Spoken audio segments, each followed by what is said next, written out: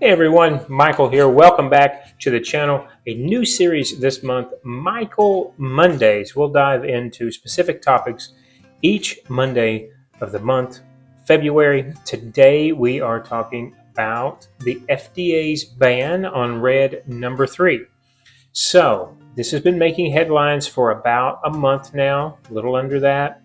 If you've been following the news, you've probably seen calls for years for the U.S. to ban certain artificial colorings in our food and our drugs and our cosmetics.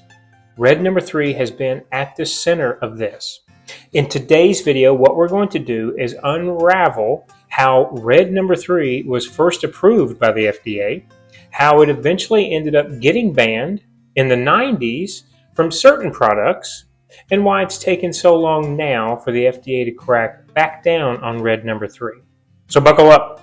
This is a wild ride in the world of science, regulations, industry pushback, and consumer awareness.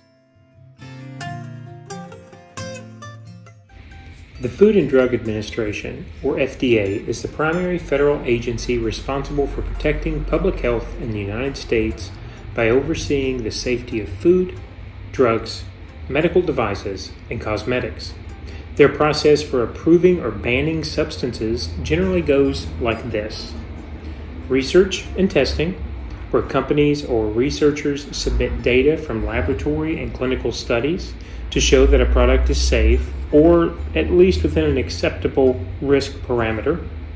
Then the FDA reviews the data, often thousands of pages, to determine if the substance is safe for its intended use. Public comment and expert panels. For food additives, the FDA may convene scientific advisory committees. These committees consist of experts in toxicology, chemistry, public health, and other relevant fields. The public, consumer advocacy groups, and industry stakeholders often weigh in during comment periods. Approval for specific uses. An additive might be approved for use in foods but restricted in cosmetics, or vice versa, depending on its toxicological profile and how people might be exposed. Post-approval monitoring. Even after approval, substances can be reevaluated as new studies emerge. If significant health concerns arise, the FDA may issue warnings, restrict use, or withdraw approval entirely. So that's the general process, but you'll see in the case of red number 3, this path was a little more complicated than it sounded before. Political, economic, and scientific factors can all slow down this regulatory process. Sometimes decades have to pass between when concerns are first brought to the attention of the FDA and then when action is finally taken. Red number 3, also called F, D, and C red number 3, or erythrocene, has been around for a long time. It's a synthetic dye derived from petroleum, and it was originally introduced to replace other colorants that posed known health risks. The FDA gave official approval for red number 3 in the late 1950s for its use in foods, drugs, and cosmetics. At the time, it seemed to be more stable and vibrant to the alternatives of natural dyes or older synthetic options. In those days, the scientific methods to test toxicity were a lot more limited, technology-wise. Long-term studies on synthetic dyes were not nearly as robust as what they are now, so the FDA relied on the best available science and data at that time, which slightly suggested that red number 3 was quote-unquote safe enough within certain exposure limits. Red number 3 ended up catching the FDA's attention during a wave of new toxicology data in the 1980s. Several studies showed that high doses of red 3 could cause thyroid tumors in laboratory animals. While the correlation in humans wasn't definitively proven, consumer advocacy groups started pushing for a ban. In 1990, due to a mounting amount of evidence and public pressure, the FDA finally decided to ban the use of red number 3 in cosmetics and external drugs. So think about topical ointments. The reasoning was that applying it directly to the skin might increase absorption, definitely would, and even if the risk was small, the FDA decided that it was not worth it for non-food uses. However, strangely enough, they did not ban it from foods at the time. The logic was that the dietary exposure, after being re-examined, was still considered to be acceptable within certain limits because the absorption is different in the GI tract than it is on the skin. Despite the partial ban, red number 3 remained on the market, and still is, for foodstuffs and even certain pharmaceutical uses. And so here we are, decades later, and red number 3 has once again been thrust into the limelight, mainly because the majority of other countries, especially developed countries around the world, have already banned this and have so for many, many years, knowing that the science is there to make it a carcinogen and to put that label on it. In the past few years, consumer groups have been demanding here in the U.S. about transparency for what goes into our food. Now we have much more data and we can clearly show there is a correlation. Multiple studies have pointed to links between artificial food coloring and behavioral issues in children, as well as definitive carcinogenic effects. In recent news, the FDA and in some cases individual states like California have taken steps to ban or severely limit red number 3 in foods. So, what foods are we talking about? What evidence is there? Why now is what we're trying to get to. First of all, there is much more stronger evidence that is on the market, right? It is a thyroid hormonal disruptor. It is a carcinogen. It does show to have behavioral effects in children. Consumer awareness, of course, because we now have the internet, we are able to go after and find our own data. It's not just parceled out to us by the big government. Social media plays a huge role in this. Parents groups have also come to the limelight to push back about what is included in our children's foods. And now, because of mounting pressure from international standards, the U.S. had to do something. Like I said, many other global markets around the world have already taken the steps and demanded that natural dyes be put into our foods, not artificial ones. According to reports, the FDA's decision last week, I say according to reports here, whether a complete ban or an intention to ban, right? Because there's a difference in those two phrases, seems to stem from the increasing concerns that we found were actually submitted by way of petition. And this, we found, started happening in the late 1980s.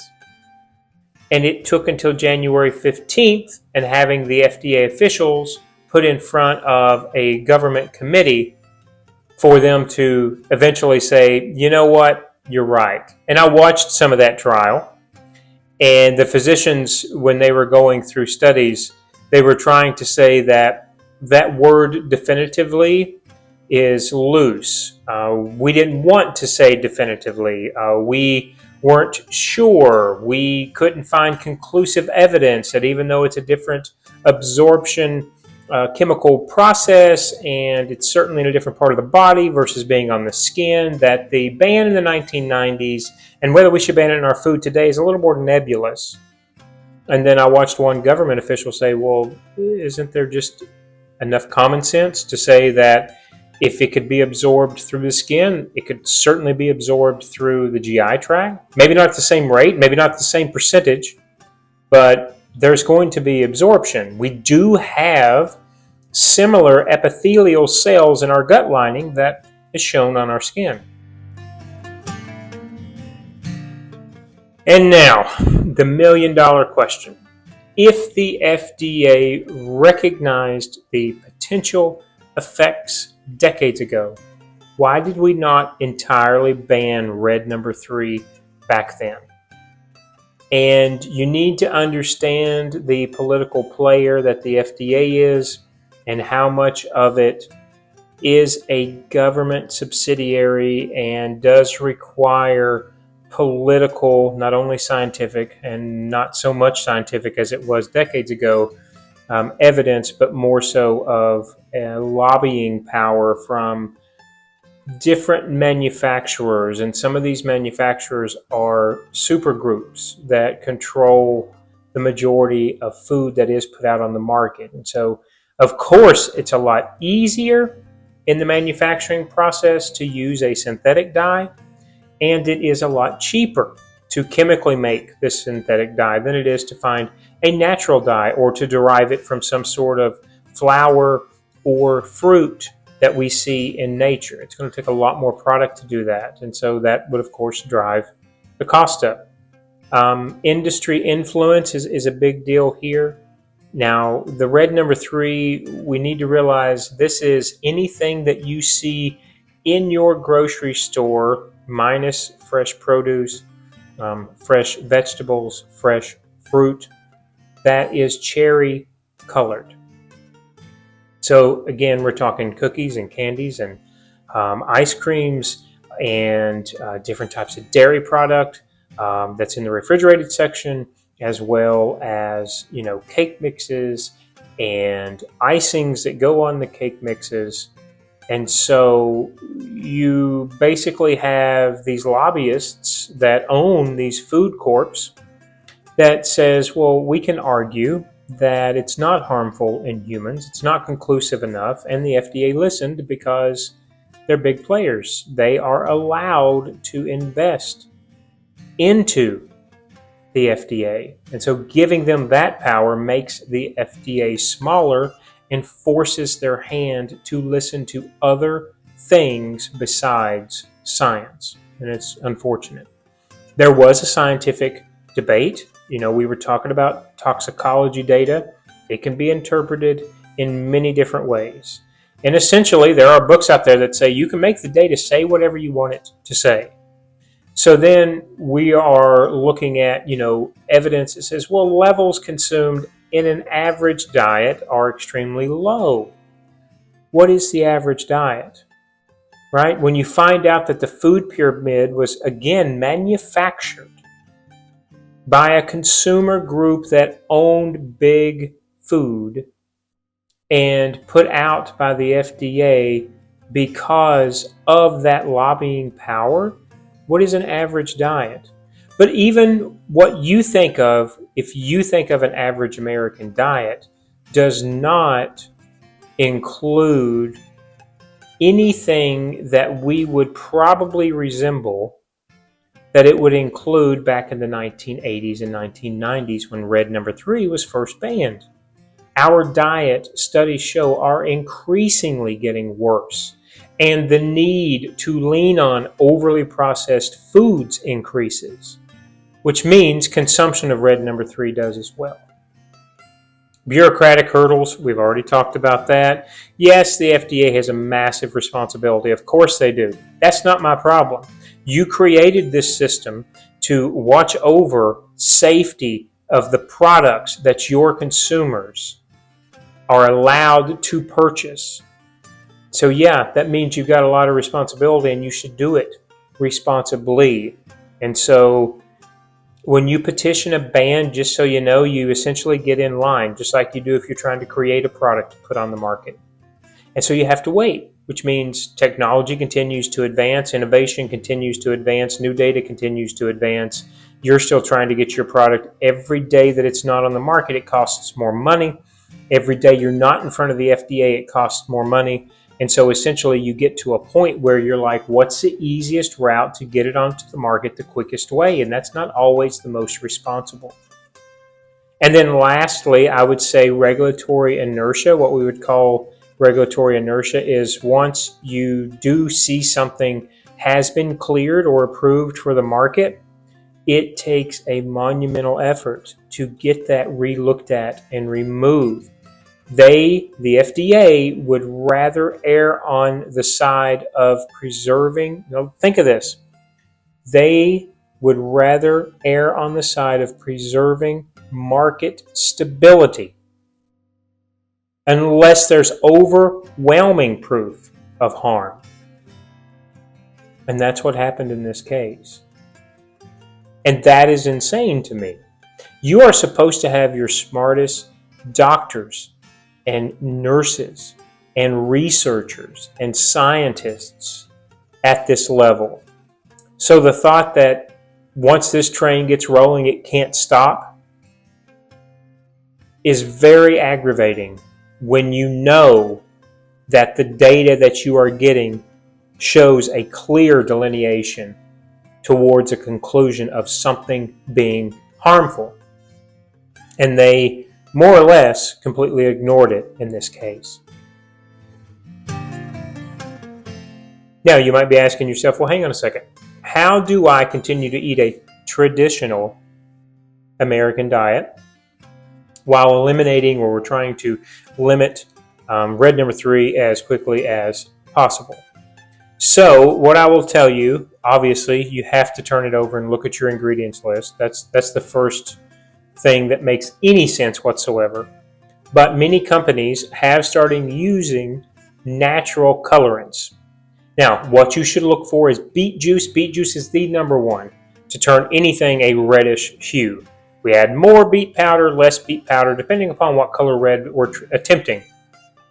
Paprika extract is also another colorant that is natural. Paprika, if you don't know, is just red bell pepper that's been dehydrated and ground up. And so I would tell you those two are going to be your main ones to look for if something is red and red number 3 has not been disclosed on the ingredient list, because that's a whole different video we can get into about what producers must put on the nutritional label and what they can ignore. And the last one is annatto, and that's actually a seed from a certain tree that has an orange-yellow hue. And so bigger brands are starting to look at that. Mainly bigger brands are looking at that because they've already had or were forced to make that adjustment in foreign markets. And so they can simply switch over manufacturing here to make that a little more even, if you will, on a global scale. All right, I think the last question we have to ask ourselves is what comes next, right? If the FDA said that they were going to take action, what can we expect in the next months or years? There is a phase-out period. That is what the first initial stage is called, which means all of these companies are going to be given a specific timeline. Just so everyone knows, we're talking about 2 years that they can do this. 2 years that it can take. There is going to continue to be ongoing debates with this ban. What is safe level? What is not safe level with our color additives? And ultimately, it's going to be consumers that have to demand this. Otherwise, there's no way that we can shift, regardless of the FDA timeframes. So as social media continues to push and data continues to push, we can at least, at the consumer level, force the hand of the FDA. All right, so that brings us to today's end and our deep dive into red dye number 3. From its initial approval in the 20th century, partial ban in 1990, and now the renewed push to finally get it taken out of our foods. Although we've got a 2-year ramp-up period, apparently, that's what it's going to take producers, these companies, to be able to push it out. Again, this has just been a lesson, just so you start to even understand the tip of the iceberg with regulatory agencies here in the U.S., whether it is a cosmetic, food, pharmaceutical. This is what occurs on a global scale daily. The FDA just seems to be packed with more lobbyists that they lean on to make these rules and regulations. So they are maybe not easily, but they are certainly influenced by some of these companies. And so it's a slow-moving train, and even once it gets turned around, so to speak, it's going to take a while for everything else to catch up. And it's because they don't want to disrupt the market. And while I understand that on a surface level, when it comes to the consumers and the consumer's health, I don't know that it should matter. And that's just my opinion. So if you learned something from this video, if you enjoyed this video, let me know. What questions do you have? Would you like another video regards to the FDA and the process that it goes through? And how are you going to phase out red number 3? Okay, guys, thank you as always for watching. I'll see you again next Monday with another video. Have a great day.